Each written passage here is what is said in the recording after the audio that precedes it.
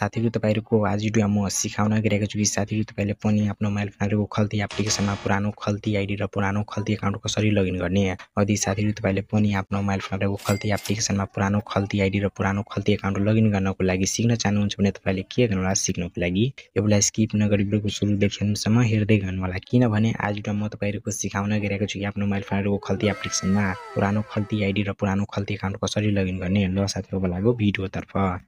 साथीहरु तपाईले पनि आफ्नो मोबाइल फोनको खल्ती एप्लिकेसनमा पुरानो खल्ती आइडी र पुरानो खल्ती अकाउन्ट लगइन गर्नको लागि के गर्नु होला साथीहरु तपाईले पनि आफ्नो मोबाइल फोनको खल्ती एप्लिकेसनलाई सबैभन्दा पहिला ओपन गर्नु होला। खल्ती एप्लिकेसनलाई ओपन गरिसकेपछि साथीहरु तपाईहरुको मोबाइल फोनमा पनि स्ट्यान्डर्ड पेज खुलेर आइहाल्छ। साथीहरु तपाईले पनि आफ्नो मोबाइल फोनको खल्ती एप्लिकेसनमा आइसकेपछि के गर्नु होला पुरानो खल्ती अकाउन्ट र पुरानो खल्ती आइडी लगइन गर्नको लागि साथीहरु तपाईले सबैभन्दा पहिला यहाँ चाहिँ मोबाइल नम्बर भन्ने अप्सनमा क्लिक गर्नु होला। मोबाइल नम्बर भन्ने अप्सनमा क्लिक गरेर अनि तपाईले जुन मोबाइल नम्बरबाट आफ्नो पुरानो खल्ती आइडी र पुरानो खल्ती अकाउन्ट बनाउनु भएको छ नि त्यो मोबाइल नम्बर यहाँ दिनु होला। म चाहिँ दिइरहेको छु तपाईले पनि दिनु होला। साथीहरु म चाहिँ आफ्नो पुरानो खल्ती आइडी र पुरानो खल्ती अकाउन्टको मोबाइल नम्बर यहाँ दिइसके। साथीहरु तपाईले पनि आफ्नो पुरानो खल्ती अकाउन्ट र पुरानो खल्ती आइडी को नम्बर यहाँ दिनु होला। नम्बर दिइसकेपछि साथीहरु तपाईले के गर्नु होला यहाँ चाहिँ पासवर्ड भन्ने अप्सन छ नि यहाँ चाहिँ पासवर्ड भन्ने अप्सनमा क्लिक गर्नु होला। पासवर्ड भन्ने अप्सनमा क्लिक गरेर अनि तपाईले आफ्नो पुरानो खल्ती आइडी र पुरानो खल्ती अकाउन्टको पासवर्ड यहाँ दिनु होला। म चाहिँ दिइरहेको छु तपाईले पनि दिनु होला।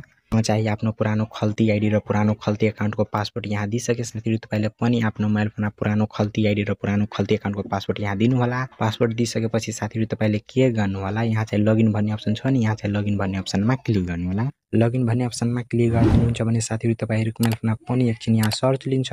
सर्च लिइसकेपछि साथीहरु तपाईहरुको मोबाइल फोनमा पनि तपाईहरुको खल्ती आइडी र खल्ती अकाउन्ट मोबाइलमा लगइन भइहाल्छ।